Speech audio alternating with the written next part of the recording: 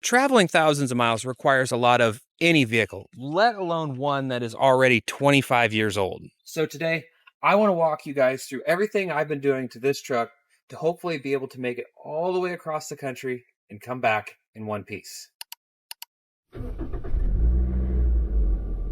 So a great place to start this tour is under the hood. The engine is quite literally the living, beating heart of any vehicle, and we needed to make sure ours was in top form for the trip.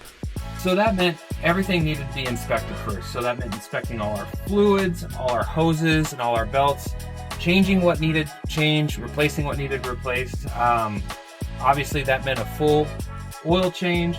I checked our transmission fluid, I checked our brake fluid levels, and checked the condition of both. We topped off our coolant, we topped off the washer fluid, which is one thing, you may not think is important, but if you get in a bug infested area, it's definitely going to be important. We changed out our air filter. Other things we worked on, I went ahead and changed our plugs and wires just for good measure. I also swapped out our battery. Our battery was getting a little old, so it was just cheap insurance to swap in a fresh one. All right, moving underneath the front end of the truck here.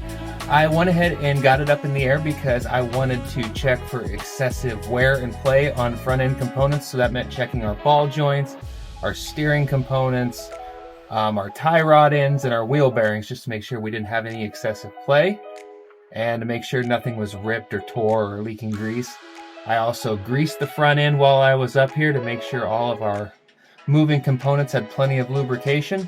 I also checked the brake pads to make sure we had plenty of pad left, so we had plenty of stopping power on our journey. Moving under here to the rear of the truck, first thing I did was replace the diff fluid. It had been in there for quite some time, so I wanted to make sure it wasn't dirty or there wasn't metal shavings in it. So quick fluid change there.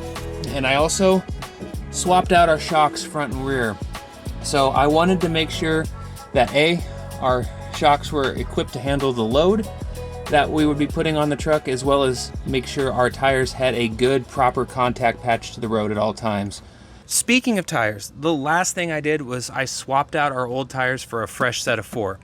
Now, visually there was nothing wrong with the tires that we had on it. They had great tread left, and they probably would have been just fine if we would have been dailying it or, going on short trips. But the tires that we had on it were about 9 years old.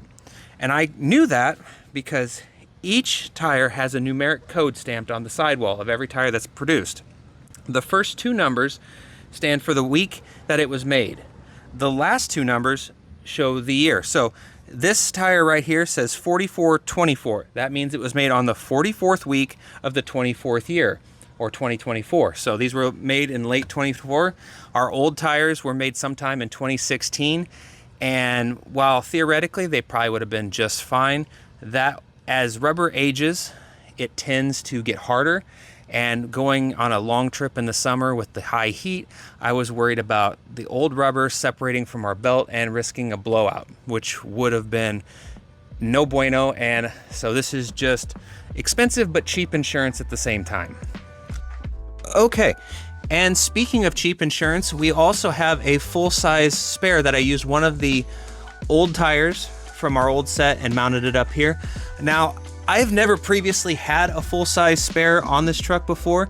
I do run 285, 75, 16s all the way around, so these are a little bit bigger than the stock size, so I've always just had a stock size spare. And now having this full-size spare under here makes me feel a lot better. It's cheap insurance to have. And in case anybody in the overlanding community is curious, you can fit a 33-inch tire in the stock tire well, so that's just kind of an added bonus.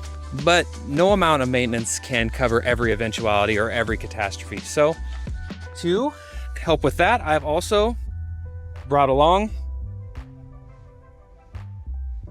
tools.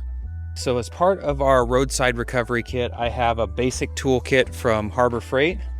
I have a 1/2-inch breaker bar, an extra quart of motor oil, a random selection of tools. So I have like an OBT2 scanner, I've got a 1/4-inch impact, I've got a spark plug puller, a few extra wires, a 3/8 drive, a level in there.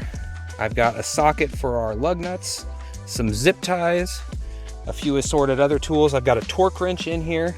I've got a tire pressure gauge, a tire repair kit, and a handy dandy spotlight. So hopefully this combination of tools will at least allow us to make enough of a field repair where if we had to, we could limp into the next town so we could find a place to make repairs. But that's just a quick, simple little overview of everything we've done to the truck to try and make it as road trip ready as possible. So if you aren't already, make sure you're subscribed to see how our trip's progressing. I can't wait to share the footage with you guys in the coming weeks, but until we see you guys in the next video, take care.